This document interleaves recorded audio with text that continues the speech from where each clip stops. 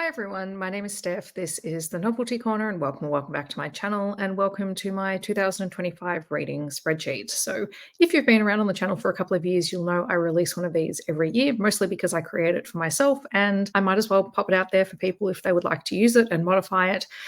If you are part of the reading community, you might use something for tracking. A lot of people don't. You don't have to use this. This is just what I like to do because I like having meticulous records, apparently. It's just the part of my brain that likes collecting random numbers about my reading year. As I've said, I've released a few of these over the years. I will leave all of the past year's reading spreadsheets down below. They're all fairly similar. They have all evolved over time as I've used other people's spreadsheets and adapted it to my own purposes.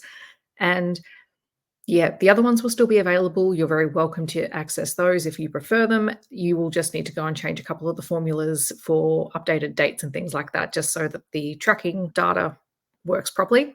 But I have a 2025 reading spreadsheet. It's a little bit different from last year's one. It's mostly the same though, and I thought I would share it with you. Before I do jump into this though, I will let you know that the link for this spreadsheet will be in the description. It has a force copy option on it, so please use that link. Don't try and get any other link where you're going to ask for permission to edit to the spreadsheet. I will not give it to you. The force copy will make you your own copy and you can do whatever you like with it after that. Also, there are plenty of options out there if you would like to purchase a spreadsheet that then guarantees you some level of customer service support.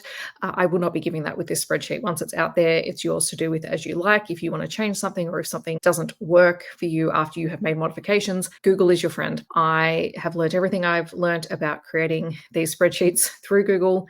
And if I can help, I will, but it's not something that I'm going to constantly be going through and adjusting unless I notice something that I have missed in all of my testing so far, at which point I will go through and I will update that myself. All right, so if you haven't seen it before, this is my spreadsheet. I am a romance reader, so a lot of this reading spreadsheet relates to romance. Obviously, you can customize this however you like. It is rather in-depth and probably over the top, but here we are. We have the first section. You'll notice that with all of these headings, some headings will move, some won't. So the top line won't move as you move up and down the spreadsheet. That's just so you can keep all of the headings in view as you're typing things in. You'll also notice that book title also stays the same, and that's so that you, as you move across, you can see which book you're working on. I just find that that's how it works best for me. You can always change that. That's easy to change when you make a copy in view. It's just the freeze option. Pretty much everything in here is necessary for the statistics, which I will show you in a little while. There is a month. You'll notice I have added colors to it this time. This is one of the tiny little changes that I've made. You need this because this tracks how many books you've read per month. So the reason you have not only the month and the starting dates, there's two different statistics that need both of these. So just keep that in mind. So your month will track how many books you've read that month, and the start and finish date will correlate to adding up the total number of pages you've read per month. This is set up for the date. Then you just type in your book title. You can set the status of the book here. I have all of these options. Some of them are unnecessary if you use some of the other sheets within this spreadsheet, but if you decide you only just want to use this one, they're all there for you. Then you type in the number of pages. You can type in the series name and number if you're tracking that author. I just have read previously, new to me in author status. That's all I'm interested in tracking. You might come up with other conditions and you can always add them as you see fit. If you are reading an audiobook and you want to put in an audio narrator, you can. There is the year published, and the way that I've worked this is anything from 2000 gets its own date, and then it works back in decades until 1980, and then anything earlier than that, it's kind of a more broad range. That just because I'm not all that interested in tracking older titles, that's just a me thing. Then you have published. I've got traditional, indie, and fanfic. You've got KU, whether it's a KU title. Again, I read a lot on KU, so I track that. Then you have country. I've only got a few countries in here. I need to get better at reading from a wider range of countries, but at the moment that's where it sits, and you can always add more as you would like to. There is audio length if you're listening to an audiobook. I don't tend to track audio length, so you can play around and customize that however you like. We have ratings from 0 all the way up to 6, because 6 are my all-time favorites. And I have half ratings, no rating, and DNF as well. There is your readership category. So this is the target audience range for the book. There is length. Again, you can play around with these. These are just the things that I keep track of. You're going to hear me say that a lot. Then you have, we did length, then you have format, genre. So this is like your main category. And then I have subgenres. I'd have included all the other main genres because not every book is just a single genre, but I also include a lot of romance subgenres in here as well. Again, I read a lot of romance, so I like tracking that. Again, romance book, Steam, you can rate it however you like. It's not an exact science, really, let's be real. Then I've got some author tracking. So is it a BIPOC author or a queer author? And then I have other author rep in here, if it's known. I'm not someone who likes to go out and, out people or whatever, but if it's freely available information, I'm just interested in tracking that just to make sure I'm reading diversely. Then there is book representation. This is just a note-taking space for me. So if there is any particular book representation in here, I like to note it down. Again, something I'm interested in, because then if someone asks for a book with any kind of representation, I can do a quick find and search for it. Then I have whether the book itself is queer, because not every author makes it known whether or not they are a member of the queer community, and that's totally fine. That's a totally valid choice. But if the book itself is a queer book, I would like to keep track of that. Same thing with chronic illness, disability, and neurodiverse representation. I just make a note. It's just a yes or no for both of these. Then we have my other note-taking section, and this is where I get really obsessive. This is what I'm doing when I'm reading, is I'm making notes of what's going on in the book. Again, this is if I need to recommend something to someone, or if someone asks for a book with any particular kind of trope or anything in it, I have my tropes and keywords. So I just type those in manually. I also like to keep track of the characters or the couple names, because I'm terrible at remembering names. Then we have the point of view. So is it single, dual, or multiple POV? Again, that's something that can be quite controversial. People have a preference around those sorts of things. And I have a content warnings and other notes. So this is anything that doesn't fit in any of the other note-taking category, it can go here. Then there are the readathons. So if you are participating in any kind of readathons, you can type them in here, and then you can also include the prompt if you want to track that. And then because I make YouTube videos about books, I have, if it's part of a video project, and then if it's been recommended by someone, or if it was a buddy read with someone. I just like having those notes for me. I'm not always good at filling out those last couple of categories, but that's just me. So that's the main spreadsheet. Now, I do have a 2025 acquisitions page. This one looks a little bit different from last year's one, because now I do have tracking in here. I wasn't specifically tracking things this year, but a couple of my challenges moving into 2025 are going to involve being just a bit more aware of how much is coming into my collection.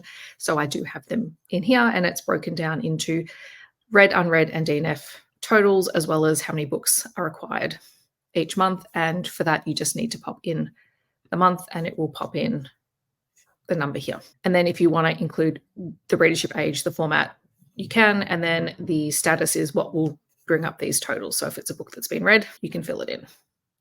Okay, now another tab, this is specifically for me, but you can delete it if you don't want it. I also have another challenge about trying to read my pre-2025 acquisitions. So I will be using that to fill this in. It's exactly the same as the previous one, and I'm just tracking what the status of those books are so that I can make my way through them. So now we have a couple of sheets that were kind of new to me this year, and this one is a new one for 2025. I started tracking my savings from the library and from KU, and I also thought I better put in ARC and review copy savings, because I also do receive quite a few books from publishers here in Australia, and I'm interested in seeing what the cost saved from that is. Obviously, the obligation then is for me to read and review them, which I do. So this is just a simple tracker. It's quite literally the month that it was purchased, or the month that was received, the book title, and the cost saved. I don't really want to track more than that, because all of the other data should be in the acquisitions and also the read category anyway. And this is more just to see what the savings are. Same thing with library savings. Again, it's just the month, the title of the book, and the cost saved. I tend to borrow a lot of audiobooks, so this is really helpful for me to see. It puts into perspective a lot of things around saving money on books. And then same thing with KU. This one is a little bit more complex for me. The total cost of KU every month is $13.99. So these formulas rely on totaling up how much books I read through KU would cost if I purchased them as ebooks minus my monthly cost, which then gives me how much I've saved. So if your cost is different, this is Australian dollars. So if your cost is different, you would have to adjust for that for yourself. I also have a DNF sheet. This one is definitely not fancy at all. There's nothing that's calculated. This is just a note-keeping thing that I tend to use, which is the title, the author, and the reason why I didn't finish the book. That's usually so if I talk about it, I can say why, because I can guarantee you that I would not remember, because once I DNF a book, it basically leaves my mind. Same thing with recommendations. This one does have a month section. That's just if you're interested in, tracking that sort of thing. Maybe I should change those to color. I don't know. It doesn't really matter. Book title, author, who it was recommended by, and any keywords or reasons why it might have stood out to me, because quite often the books that are recommended to me are from not necessarily directly to me. They're often in videos. And so that's why I like to keep track of who recommended it and why it put it on my radar. The last main page on this spreadsheet is the statistics page, which is a lot of people's favorite thing. I have said before, I don't do graphs. You can do graphs. The graphs do my head in, trying to set them up in here. I'm a numbers person. I just like looking at the actual figures. I don't need to see a graph because that doesn't help me at all. Percentages are not as interesting to me as seeing complete whole numbers. I don't know why that is. That tells you a little bit something about me. We have a little bit of a different layout. This year I tried to move things around just so it was sitting a little bit neater, but you play around with it however you like. The first box here is counting how many books are read per month, and then the second one is how many pages are read per month. So remember before when I talked about how you needed to put in the month and the date range? This is the statistics that's calculated by the month dropdown. This is the one that's calculated by actually including the date range. Then you have a genres read section. So this will literally tally up whatever the genre is. Same thing with star ratings. There's two boxes here if you want to type in your favorite or least favorite reads of the month. It's up to you whether you use it. That's not going to be calculated by anything. You'll need to manually do that. Then you have book length and format. Those will calculate. And over this side, we have a general overview for the whole year. So how many pages read, how many books acquired, how many books read. There's also a breakdown of reads and rereads, so new reads and rereads. Books that are read through Kindle Unlimited and not, if you're interested in that kind of breakdown. This is the year published breakdown, pretty standard. And then you have author and book representation. Are they an Aboriginal or Torres Strait Islander author, BIPOC author, queer representation, or disability, chronic illness, or neurodiverse representation? Then you have author's read status. Are they a new to me author or previously read author? And then you have the readership totals. There's also the categories here if you want to add to them for a lot of the drop downs. You can do it manually through the actual drop down menus, or you can come in here and have a play around with it. I just leave it here at the end. You don't need to touch this at all if you don't want to, although if you want to pop in readathons, you can. So that is my 2025 spreadsheet. I'm pretty happy with it. I'm still playing around with some of the totals and things like that, and that's just an ongoing kind of little project for myself. As I said before, I will leave a link down below so you can have a look and play with the spreadsheet. I've had many people say they've downloaded it and adapted it to their needs. So I'm totally happy for people to do that. If you want to give me a shout out for using it, you're more than welcome to. But at the end of the day, all of this stuff is really easy to find how to do online. So I don't mind people just taking a base template and running with it and make it your own. You can change the colors. You can change anything you like about it. I got my start doing this by looking at other people's spreadsheets and then adapting them for myself and playing around with them. So we all learn from each other, and I'm totally happy for that to happen here. If at any point you have any comments or questions about any of this, feel free to let me know down below.